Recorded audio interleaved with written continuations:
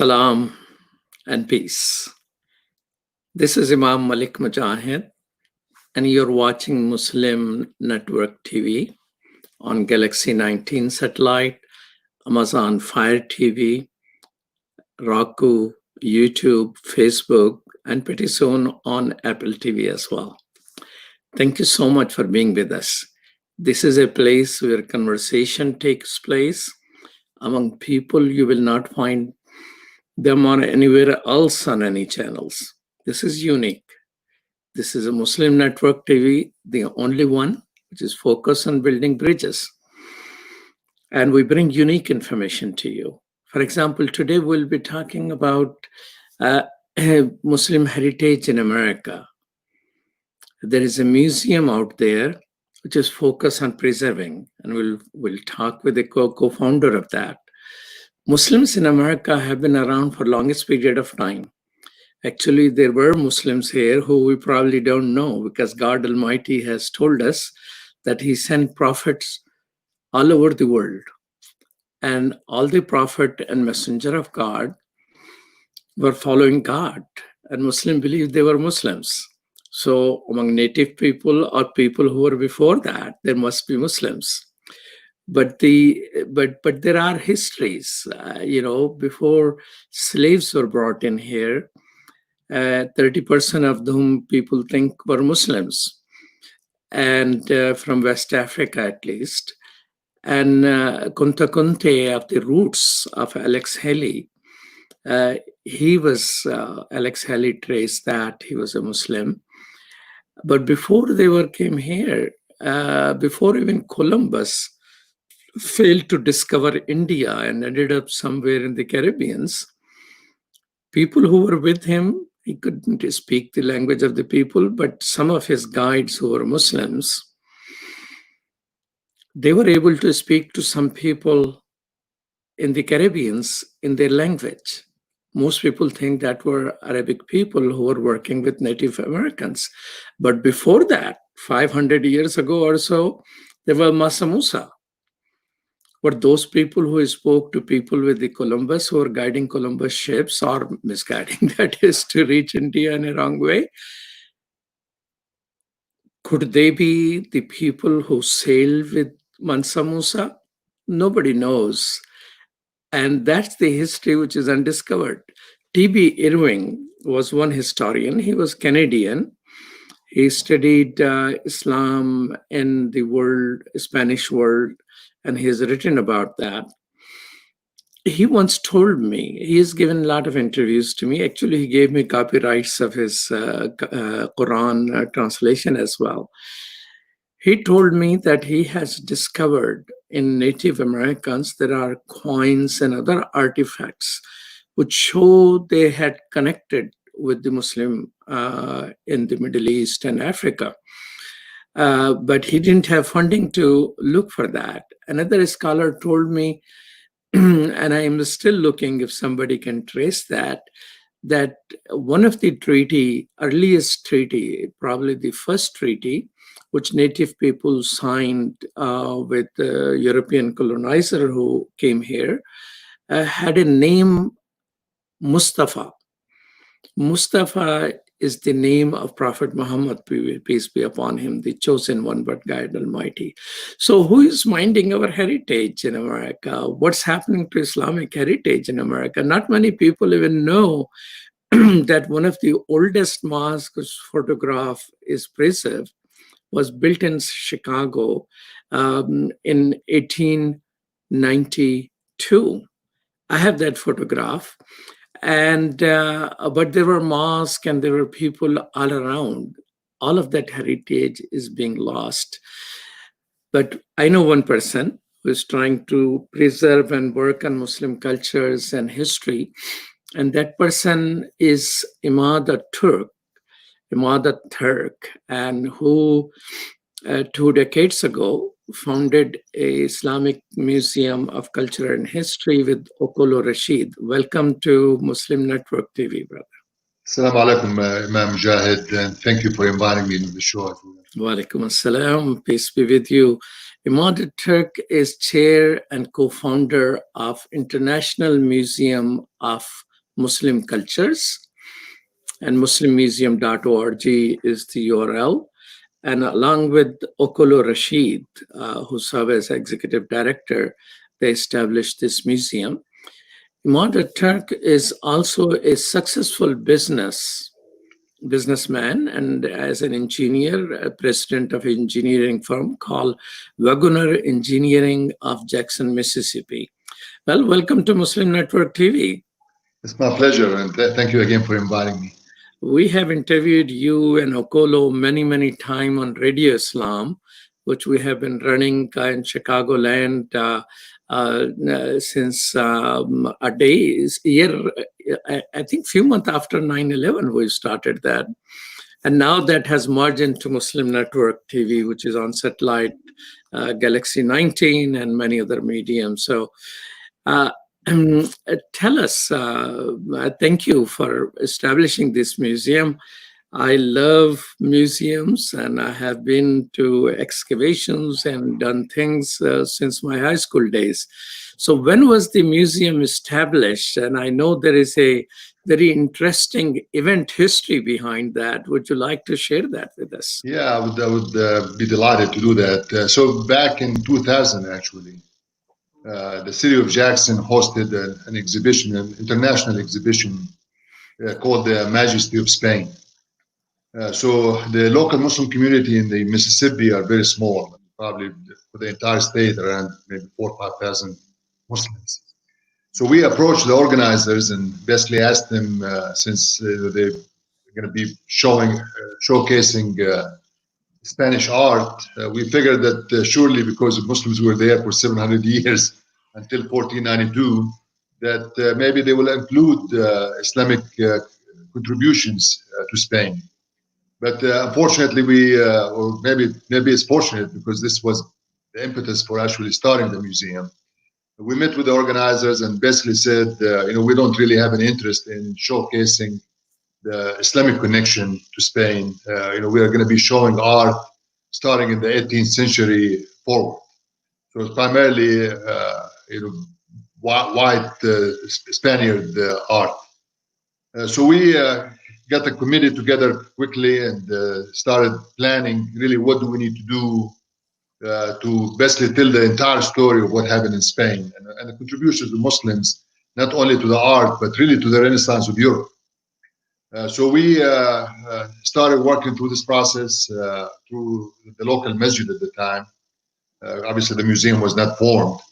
And we decided to actually rent a space across from where the exhibition is going to be, to renovate it and do a companion exhibit to focus on basically Islamic Moorish Spain and its contribution to Europe and the West. Obviously, we didn't have any funds, we didn't have any organized activities, so starting in around November of 2000, and the Majesty of Spain exhibit was going to open in April of 2001. So we hired a consultant, local consultant that does exhibitions. We told him what we wanted to do, and that we wanted to open the same time frame when the Majesty of Spain is here. They said, "You're out of your mind. It actually takes years to develop the storyline and figuring out what needs to be done."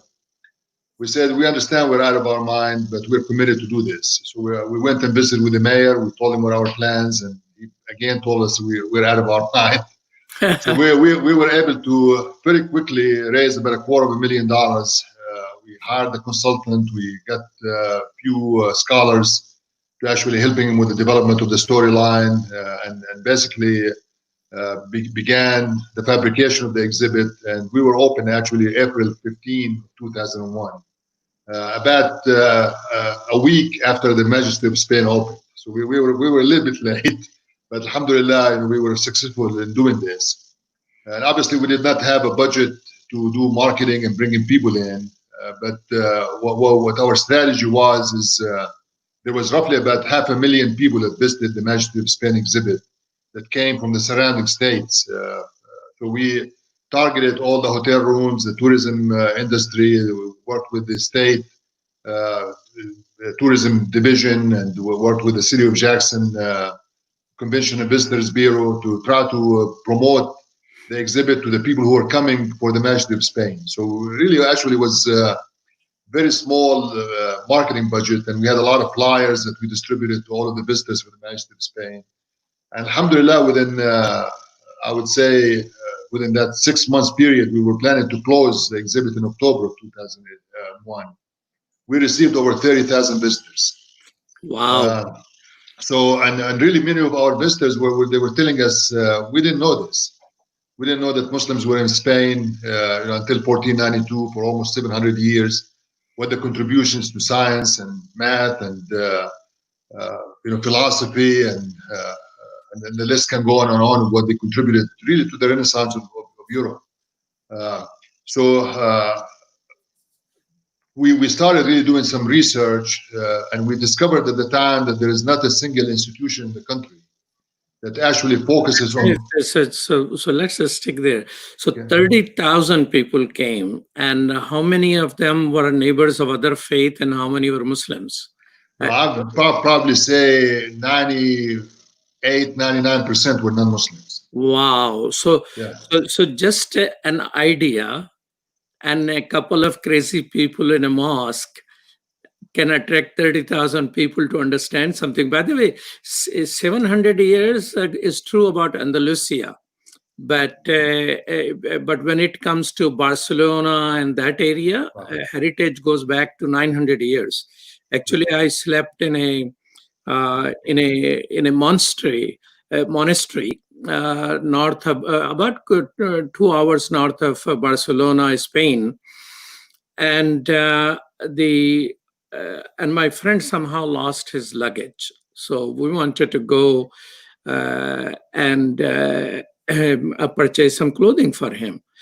So I asked people, where should we go to purchase? Because the monastery was on a mountain. And when I was sleeping there, I was already suspecting there is some Islamic heritage, because the mount next to it, the mountain has a very straight rock going up. And the name of that was Mount Sirat. Now, Sirat goes for a straight Arabic word. And I say, Malik, you're crazy. You always are thinking of strange things. So I slept. So next day when my friend came and said that he doesn't have a luggage and we need to buy some clothing and all that, I said, okay, let's go buy. So I asked people, where is there a shop in this place? And there is no shop in the area. But why don't you take a train down from the mountain?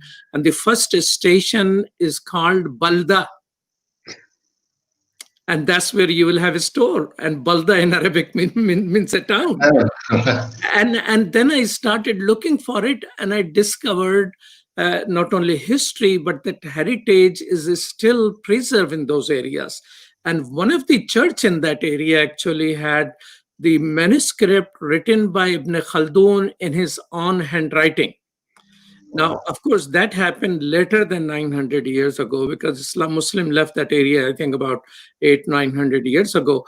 But somehow they were still taking care of heritage somehow. So I saw the manuscript written, Ibn Khaldun Muqaddama, written in the handwriting of Ibn Khaldun there in an exhibit. So human heritage and civilization built on each other. And so sorry for interruption, but I got excited about what you that's good. That's great. Alhamdulillah. Yeah. So you thought once the exhibit was over, after 6 months, it was over?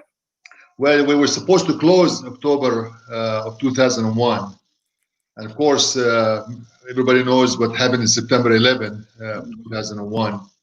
And then we started doing some research to try really to figure out what we're going to do with the exhibit. Do we put it in storage? Do we continue the exhibit beyond October? Particularly now that there is need after September 11 for people to be educated about Islamic culture and history. So we really didn't know exactly what needs to be done. But the research showed that there was not at the time a single institution in the country that actually focuses on preserving Islamic history and culture. So we felt a passion to actually transform this into a museum.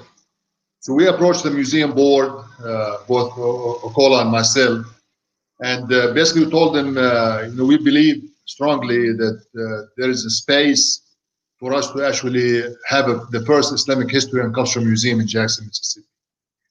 again, they told us, you're out of your mind. We're a small How community. come people know your mind so well, brother? I don't know, but I guess it's some people just don't see the vision for what needs to be done. But those people who had that Spanish exhibit, Islamic exhibit of Spain art, and deducted about 900 years of Islamic heritage there, were they able to understand and come to reason with you that well, these things were connected, or they remain arrogant about it? No, they remained arrogant, and really, we after we opened, we didn't really spend a lot of time focusing on them. We wanted to bring their visitors to come to the exhibit, and we were able to get 5% of their visitors, which is with the budget we had was wonderful. I mean, actually, having 30,000 people to come to really a small exhibition space was about 2,500 square feet compared to they had almost 20,000 square feet space. That shows all these diamonds and all these other jewels and artifacts that they brought from Spain with it. So I think we really exceeded all of our expectations of what we could have accomplished. But again, we really felt compelled, basically our families, Rashid's families and our family, to actually transform this into a full-time museum. Okay, let's talk about it as we take a short break. This is Imam Malik Mujahid. I'm talking to Brother Emad, Al-Turk, and we will be right back after these messages.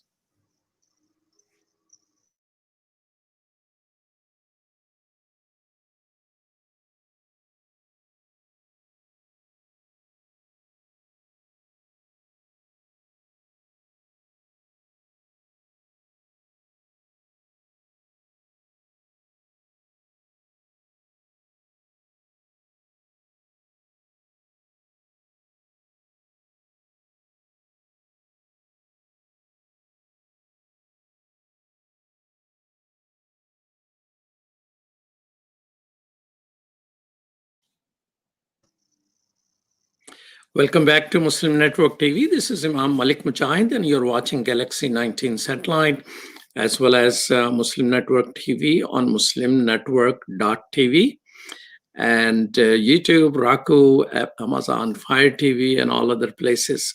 So, Imad, when they won the first page, which was essentially sort of connecting with what was happening in a very, very positively clever way, and getting some of the traffics, they failed to learn a lesson, but you saw the importance of that, and you started thinking of the future. So what future did you envision for it? Well, we envisioned that, since there's not a single museum in the country that focuses on Islamic history and culture, we could be that vehicle to actually establish this. And our research showed at the time that there was almost our size as a Muslim community in America, for example, is pretty similar in size to the Jewish community. Probably by 1% to maybe 2% of the population. But there is almost more than 50 Jewish museums in the country. So we said, surely we can just have one to start with, and there will be an appeal for the museum. And one of the things that actually drove us to do this is that our story as Muslims in America has been defined by non-Muslims. And we felt really passionate that we need to tell our own story. We shouldn't be delegating this to universities or think tanks or non-Muslims to actually tell who we are and what we stand for. So we felt strongly about this. And again, because we are a small Muslim community here, the Masjid board felt that really we don't have the resources to continue maintaining and operating a museum. So basically, we decided, and it took us about 6, 7, 8 months negotiation with them. So in 2001, we basically purchased the assets from the masjid. This is both families, Rashid's and my family, and transformed all the assets into a new 501c3, and then formed officially as a nonprofit organization in May of 2001. May 2002. when we officially actually formed the museum into a non-profit organization. And this is really actually what starting us to where we are today, and almost the best with 18 years. Did you had? The first one was about Islam in Spain, and then you had an exhibit on Timbuktu, right? We had and it took us about 3 years actually working on the legacy of Timbuktu, wonders of the written word. Again, we wanted to do a story about Islam in Africa. We were not really sure exactly what story to tell. So we had retained about maybe a dozen scholars to actually write white papers about different topics about Islam and Africa. And obviously, the connection of Islam and Africa is huge. But what intrigued us is, and the reason we wanted to have Islam in Africa, because the city of Jackson is roughly about 80% African American population. So we wanted to connect with the local population to tell a story that not only just abstract to them, but also make the connection between Islam and Africa, and also Africa and the enslavement story and the story of the connection with the South. So one of the papers we got was a document that some of the researchers gave us about a scholar named Sheikh Abdul Qadir Haidara from Mali in Timbuktu, that basically talked about the rediscovery of over 1 million written manuscripts in West Africa. So of course, when we read it, we were shocked because we did not really everything, I guess, in the Western educational system illustrate West Africa as an oral tradition, that they didn't have any written culture. About the whole Africa, this is the only such a library of manuscripts, right? Correct. There's no place in Africa which has such a high literary tradition. And there was one time I have read in the literature, there were the foreign students who studied in Timbuktu. Now, Timbuktu is a city, part of Mali, but at one time the whole empire was called Timbuktu, and they had more foreign students than there were foreign students in New York City about a few years ago. So it was a huge place, and this is Timbuktu where Mansa Musa is reportedly sailed to discover the world which he heard about in the West. That's absolutely correct. So we were intrigued that this would probably be a very telling story, because it talks about the West African, it talks the enslavement of Africans, how they came to the United States, and really how many Muslims were actually enslaved who also came to the United States, which makes connection to that enslaved Africans. If they look at their root, they're going to discover that they had a wealthy empires, whether it's the Empire of Mali, the Songhai Empire, the Timbuktu. All of these empires in West Africa were very wealthy. They had gold, the trade, education was very prized. Written manuscripts, even one of the best commodities that they were trading in, it was most profitable in that time of about almost 1,000 years ago, is the trade of books, which actually shows you that people were educated and were literate, which is a lot different than what the colonizers basically characterized West Africa. Well, so there were some colonizers who might be a little, honest. Suleiman Douf, in her book Servants of Allah, writes about a French missionary who was preaching in West Africa. And he mentions that there are more women who are literate and educated in West Africa than there are landlords in France. That's how he compares it. So that was about in 1720s or something like that. So that heritage of education you're saying goes back to 1,000 years. Absolutely, and that's why we were so intrigued when we got the research documents. Did you start that exhibit on Timbuktu? Well, what we decided to do after we got this is to actually go to Timbuktu. So in 2004, We packed our bags and went to Timbuktu. And Now I feel very jealous. How come I didn't know you? How come you didn't take me to Timbuktu? well, we went actually 3 times, but I don't think in 2004 we knew each other. But inshallah, the next trip we will arrange that. So in 2004 we went there. We met with all of the government officials, and they basically told us that we need to make a connection with Sheikh Abdul Qadir Haidar, because he leads he was the president of all of the libraries in Mali, and there was roughly about over 100 privately held libraries. Actually, the government library only housed 20,000 manuscripts, but so most of the libraries are actually housed in private collections. So we went and met with Sheikh Abdul Qadir Haidara. We arranged an agreement with him, and we were able to bring 39 manuscripts to actually be on display, which they're still on display at the museum right now. So we were fortunate to have this agreement, and in 2006, we were able to actually launch the Timbuktu exhibit. Okay, so what other exhibit came after that? So currently we had a number of exhibits. We had an art exhibit, we had a photography exhibit that shows during Ramadan, actually shows photographs of about Islam and how Ramadan is practiced in roughly about 60 different Muslim countries. So we had photographs of all of those areas. This was in conjunction with Studio Basel, which did the photography all over the world. And this was this exhibition was actually featured in the Islamic Museum in Kuala Lumpur in Malaysia, and it was the first time that we're actually showing in the United States at our museum. And then finally last year we launched another exhibit called Muslims with Christians and Jews, an exhibition of covenants and coexistence.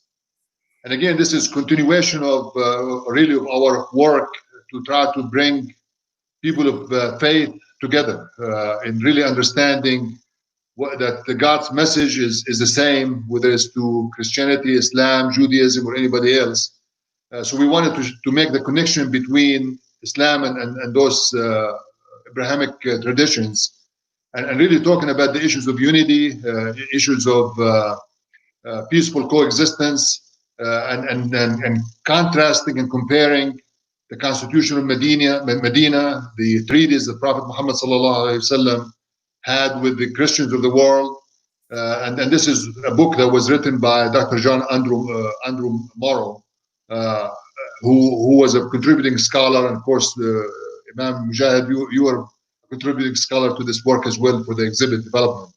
But also it's important to make the connection that these treaties will actually influence even the development. Some scholars claim that they actually influence the development of our Constitution in the United States and the Bill of Rights. There's a lot of similarities that we're contrasting between the Constitution of Medina and some of the treaties, particularly as it comes to the issues of protection of minority rights. So tell us, how many visitors per year have you been getting by average? On the average now, we've been getting probably around 10,000 visitors a year. Okay, so when I Google Islamic museum or Islamic art, something like that, there are other museums and all that pop up. And, as you know, the Metropolitan Museum of Art in New York has about 12,000 different objects of Islamic culture and heritage. So there seems to be other parties, but yours, and when I Google it, actually there is something else, America's Islamic Heritage Museum and Cultural Center in Washington, D.C., which pops up first, and muslimmuseum.org, which is yours, comes second, although that is nothing but posters which they have at this moment. So what we'll do is that if you just share with us in just a half a minute, what is your long-term vision for the museum? So in the last 3 years, our board decided to transform the museum from a regional institution to a national institution. We recognize that Mississippi is a rural state. although it's important for the museum to be here because of the issues of equity and justice and Jim Crow and all of the civil rights violations that happened in the South. But also it's important for us to transform this message across the country. So all of our exhibitions that we're developing right now, we're actually developing them as traveling exhibits, including the Covenants exhibit right now. It's designed as a traveling exhibit. So once it's finished, featured in Jackson, we're going to be traveling across the country as well. So we can significantly increase the exposure of the museum, the exposure of Islamic history to people across the country. And the Timbuktu exhibit, actually, we're redesigning it. We're in the process of doing this. Within the next 24 hours, we'll also travel the Timbuktu exhibit as well. Okay. Well, you're watching Muslim Network TV, where this amazing type of information is always available for you. This is Imam Malik Mujahid, and I'm talking with Emad Al-Turk, who is a co-founder of Islamic Museum in Jackson, Mississippi, but himself an engineer and a businessman. And he's just has an amazing mix purely in America, only in America. We'll be right back after these messages.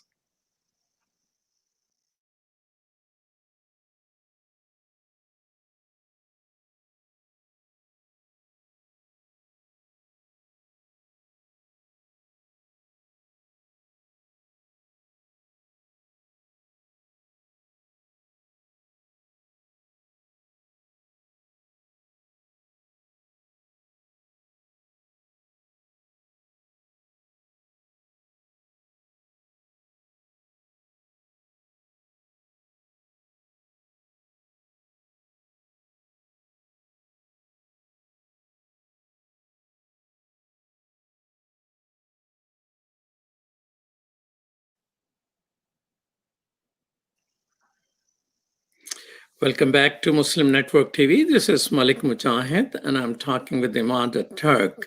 So, Emad, you are a Palestinian whose name, the Turk. You look white. You do business in Mississippi, and you build museums along with African American. What is your journey like? When did you leave Palestine? And how you came to be a Turk? Well, that's a long story, but I can try to summarize it. But it's actually it's an intriguing story as well. So I came to the U.S. in 1977 to actually study engineering. And while I was here, I met my current wife. So we got married. She's white Mississippian, actually from North Mississippi. So we got married and then went to Kuwait for 3 years together. We got married over there actually, and lived in Kuwait for 3 years. And she got homesick, so we decided to come back to the United States in 1983. So my story actually comes in. I have obviously the name Al-Turk indicates the Turk family. So my great grandfather back in the early 1800s was an Ottoman, was with the Ottoman army stationed in Egypt. So after his tour finished, he went to Gaza and they just loved the place, and they decided actually to relocate their family into Gaza. This is really where everybody was saying this is the Turk family because this is where it originally came from. So this is on my father's side, how the connection between Turkey and Palestine. On my mother's side, also during the Ottoman Empire, my mother is her last name is Bushnab, which is it comes from Bosnia. So they originally came also from Bosnia. They call them some Bosniaks. So Bosnia, exactly. So they migrated during the Ottoman Empire to the West Bank, to a town called Tul Keren. And then during both of them were actually going to college and met each other and got married. So that's how the Bosnians and the Turks and the Palestinians get connected. Well, so it's not just the museum interest. Your heritage also is a sort of a civilizational connection. It is. And Well, tell us, as an immigrant to this country, I mean, you came as a student, as most people come as a student. Today, we heard about an order from the US government, from the White House, that all foreign students, I don't know how many there must be 1 million foreign students. They are all around the country. They all must leave the United States, otherwise, they'll be deported if their classes are only online. So in-person classes, they can stay. Now, everybody is worried about how classes are going to be. I thought that was draconian. And how is a person who came as a state and now leading a major engineering firm based in Mississippi, and contributing to our country. How do you feel as an immigrant, as a student who became an American and contributing that? I mean, don't we need fresh blood, fresh ideas? You go in California, Silicon Valley, I mean, there are people of all around the world, and they're leading and hiring and contributing to America. Just Yeah. in Timbuktu, there will be all the foreign people who wants to learn anything. They will show up to Timbuktu at one time.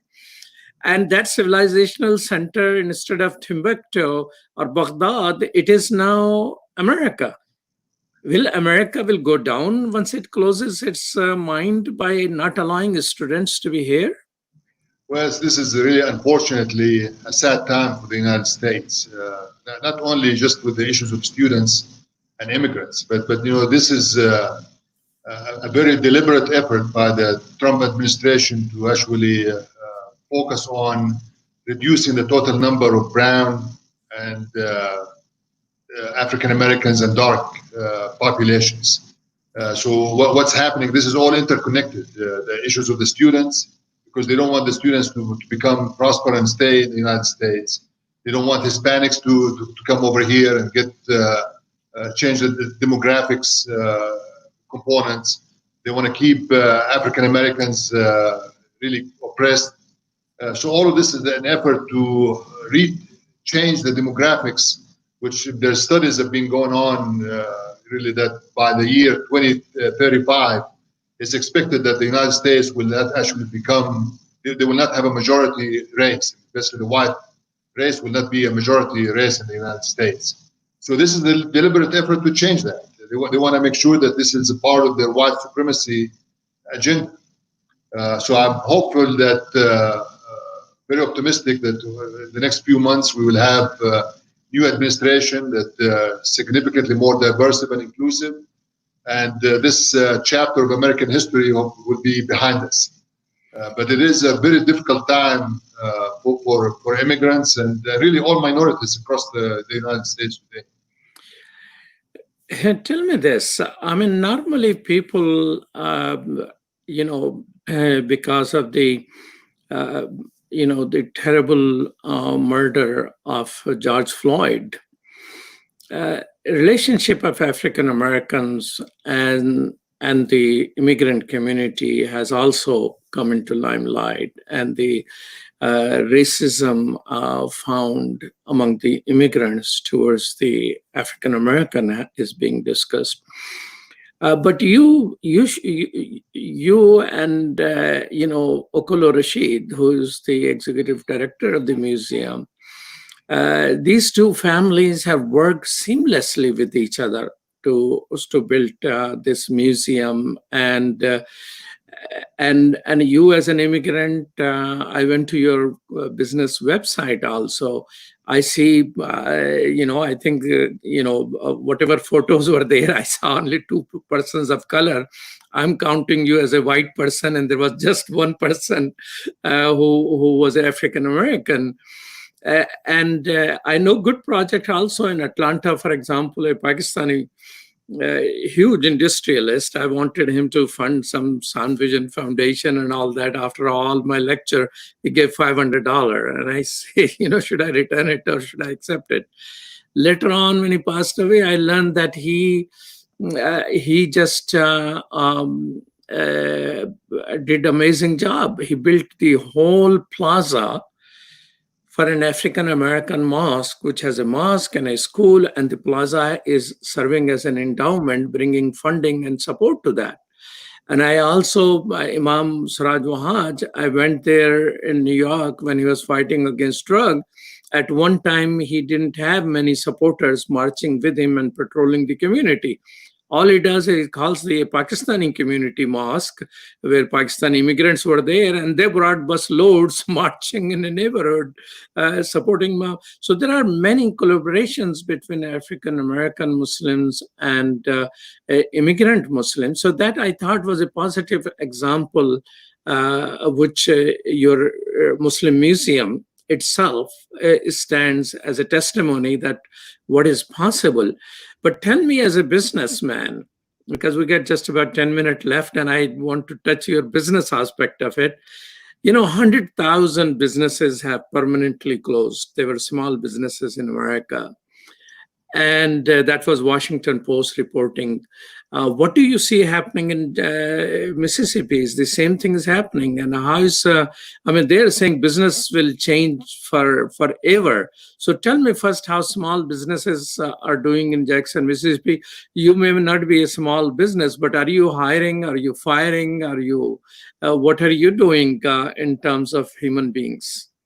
We actually, from an engineering side, have been very blessed. Our work has increased, not decreased. We actually probably added, since the beginning of the year, probably about 10% additional staff members. And we just finished, actually, effective June 30th, we acquired the firm in Birmingham. So we're increasing beyond organic growth. We're also going through acquisitions as well to diversify the company. But many small businesses in Mississippi across the country are suffering, but particularly in areas, restaurants. Many of them actually closed, and the tourism industry, hotels, airlines, all of those industries are probably going to be impacted for a number of maybe for a couple of more years. So is this same in Jackson, Mississippi? Which ones? Is this the same in Mississippi? It is. Obviously, unemployment in Mississippi now is around 15 or 16%. So it's a significant impact to what's happening with the mandated shutdown that the governor had. They're beginning to reopening now, but the COVID cases are going up instead of going down. So I suspect this will have a significant impact. The governor is insisting, following the Trump lead, because the governor is a Republican governor here, but he's following the Trump lead. And what he's doing is basically opening the schools, and he wants to open them not necessarily virtually, but he wants students to be in the classroom starting August 6th, while our curve is going significantly up. So we really don't know what's going to happen in the next few months when the schools start opening, whether this is going to create significant more, not only health damage, but also financial damage. So, well, it's good to hear. Congratulations that you're actually hired 10% more force and you're merging and growing.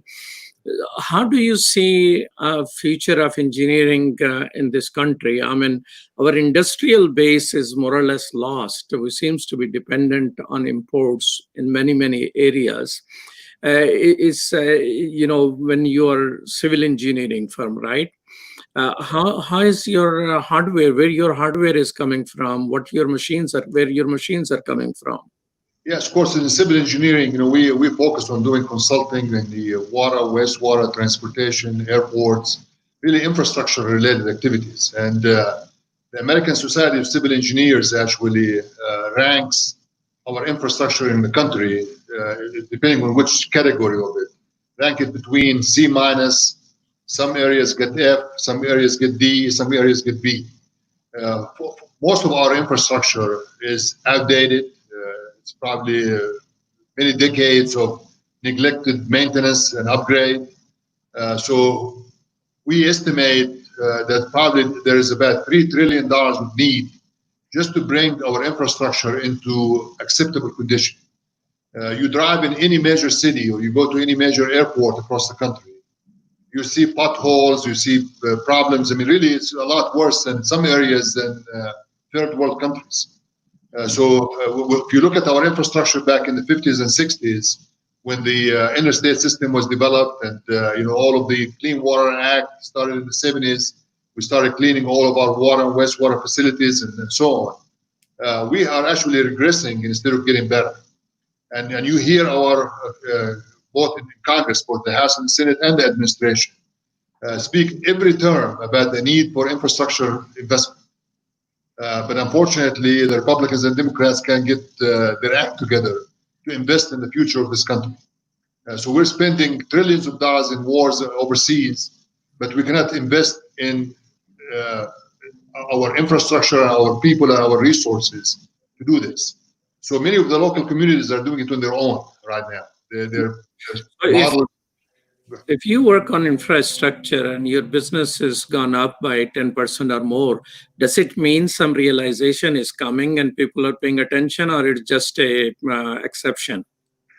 No, I mean, I think there's the ones that are working on this is more state and local government, a lot more on the federal side. But of course, I mean, the magnitude of the need cannot be supported by the local jurisdictions. So you're going to have to actually get federal support ultimately with all of the infrastructure across the country. Tell me this, the equipment which you use, what percentage of is built in America, manufactured in America, and how much is imported? Yeah, of course, mostly what we use is hardware and software. We use computers and do software for modeling and design and other things that. So most of the software actually comes from the United States. The hardware, of course, comes from all over the world, but primarily in China and other parts. But of course, in the construction side, when you start building, steel, come from China as well. And of course, some of the building material, most of it like gravel and concrete and cement, come domestically as well. So So do you see industrial base of our country? I mean, Trump has talked about it at least.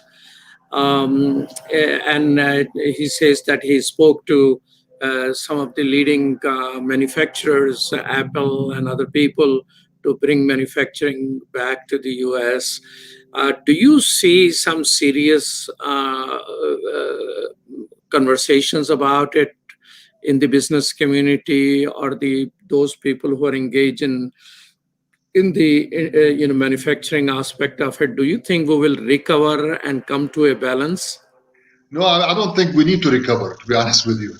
This is we went through the industrial revolution a long time ago. Now it's a technology revolution. So really, there's virtual technologies, a lot of things that need to be done in a different way moving forward. Many of the engineering projects as well. I mean, they're using advanced engineering that does not require a lot of manufacturing. You have to invest in green infrastructure. You have to invest in solar and wind energy. And so we have the capabilities to actually transform it from coal and fossil fuel and other industry into more green infrastructure that will allow us to protect the environment while we're increasing jobs and economic advancement and creating new jobs, really, for the future of America. So in terms of job and new technology, good. But don't you think complete dependence on foreign, for example, we needed masks, that little thing. And here are people and presidents' son-in-law flying to China and talking to all around the world and asking people. And here's China, who is going around giving gifts to 150 countries of the things which we need here, and nobody's providing us. So do you think a balanced approach towards keeping manufacturing a part of manufacturing or essential manufacturing, diversifying the suppliers, are a better future strategy or not? Well, of course, from a security perspective, there has to be a definition of what's essential commodities that need to be done in the United States.